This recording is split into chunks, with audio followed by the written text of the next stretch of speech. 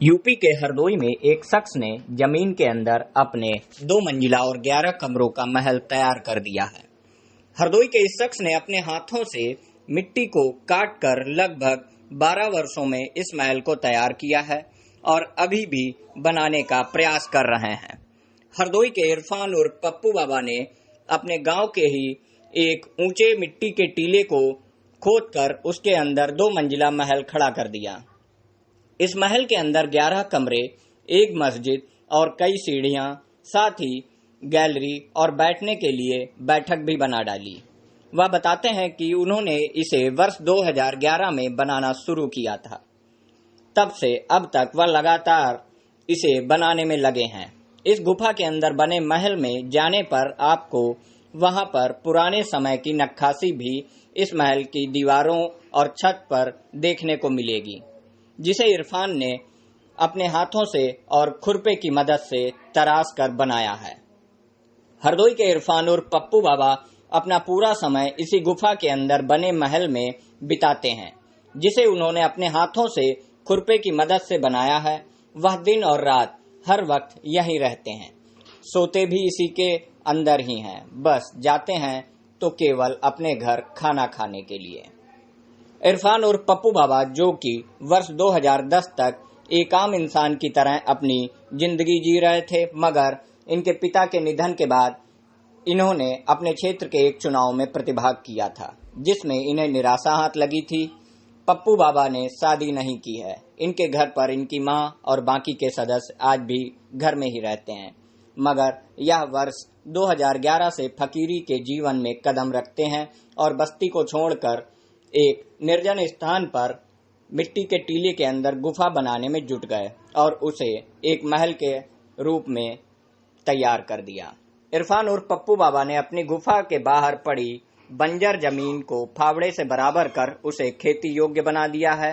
अब वह इसमें खेती करेंगे। साथ ही इन्होंने एक कुएं का भी निर्माण किया था, मगर कुछ अराजक तत्वों द्वारा इसे अस्त व्यस्त कर दिया गया था। इरफान और पप्पू बाबा के इस जमीन के अंदर बनाए गए महल की नक्काशी और पिलर के ऊपर तराशी गई नक्काशी को देखकर कोई यह नहीं कहेगा कि यह किसी अनुभवहीन व्यक्ति ने बनाए हैं। वह इसे बनाने में अपना 12 वर्ष का समय खर्च कर चुके हैं।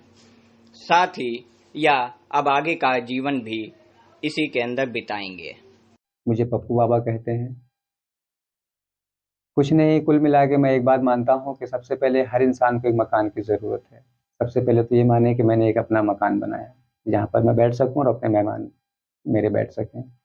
उसके अलावा मेरे मन में कुछ ख्याल फकीरी का था, तो उस लिहाज से मैंने इसको बनाया और इसी में मैंने अपना एक आशियाना कहें, आस्थाना कहें या स्थान कहें, वो बनाया और इसी में एक मैंने मस्जिद का एक नक्शा मस्जिद भी बनाई है।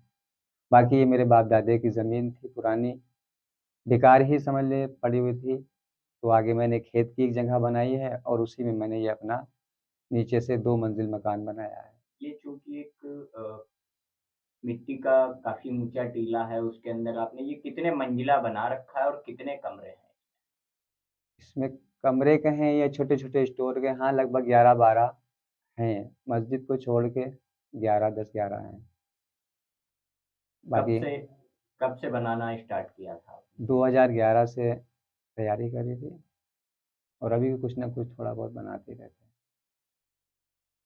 अच्छा, बाकी जो जरूरत की चीजें हैं जैसे खाना पानी, ये व्यवस्थाएं कैसे होती?